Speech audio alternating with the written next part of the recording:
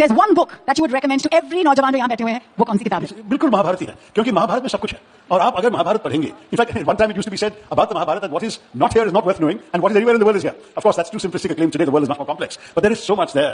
You can learn so much from the stories, you can learn so much from the philosophies. There are digressions there. The Bhagavad Gita is part of the Mahabharata. You read the Mahabharata, you get a complete library of classical India in one volume.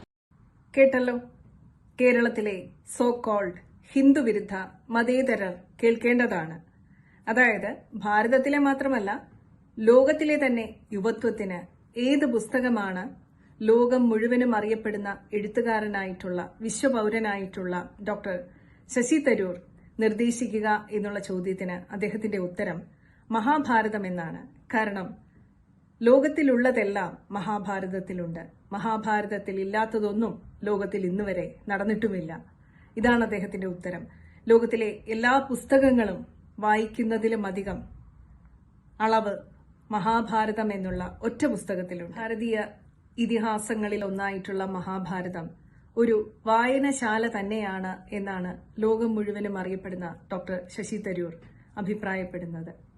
പാശ്ചാത്യ ഇതിഹാസങ്ങളായിട്ടുള്ള ഹോമറിന്റെ ഇലിയഡിലെയും ഒഡീസിയിലെയും ശ്ലോകങ്ങളുടെ ഏകദേശം 8 ഇരട്ടി വരും മഹാഭാരതത്തിലെ മാത്രം ശ്ലോകങ്ങൾ. ഭാരതത്തിന്റെ യോഗ എന്ന ശാസ്ത്രം പോലെ വിശ്വം മുഴുവനും എത്തേണ്ട ഒരു ഇതിഹാസമാണ് മഹാഭാരതം. അതുകൊണ്ട് തന്നെ അതിന്റെ വ്യാപ്തി അറിയുന്നവർ മനഃപൂർവ്വം അത് പ്രചരിക്കാതിരിക്കാനായിട്ട് ചില കുപ്രചരണങ്ങളൊക്കെ നടത്തുന്നുണ്ട്. അതായത് മഹാഭാരതം വീട്ടിൽ വെച്ചാൽ കലഹമുണ്ടാകുമത്രേ. ഏതെങ്കിലും ഒരു വീട്ടിൽ ഈ ലോകത്തിൽ കലഹമില്ലാത്തതായിട്ടുണ്ടോ? എല്ലാ വീടുകളിലും ചെറുതോ വലുതായിട്ടുള്ള ചെറിയ ചെറിയ പ്രശ്നങ്ങളോ അല്ലെങ്കിൽ ചിലപ്പോൾ അറിവില്ലായ്മ കൊണ്ട് വലിയ വലിയ പ്രശ്നങ്ങളോ ഒക്കെ ഉണ്ടാകാറുണ്ട്. പക്ഷെ അത് അറിവ് കൊണ്ടാണ് നമ്മൾ കൈകാര്യം ചെയ്ത് മുന്നോട്ട് കൊണ്ടുപോകുന്നത്.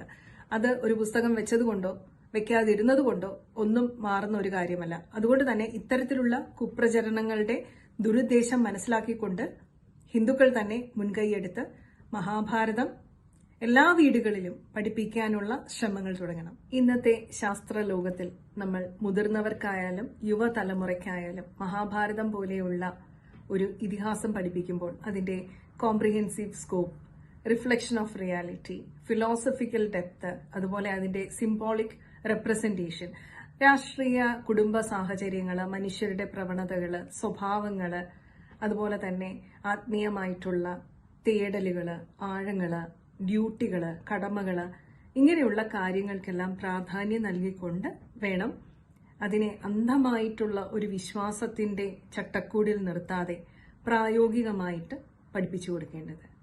നന്ദി, നമസ്കാരം, വന്ദേ മാതരം. ഞാൻ ലക്ഷ്മി കാണത്ത്.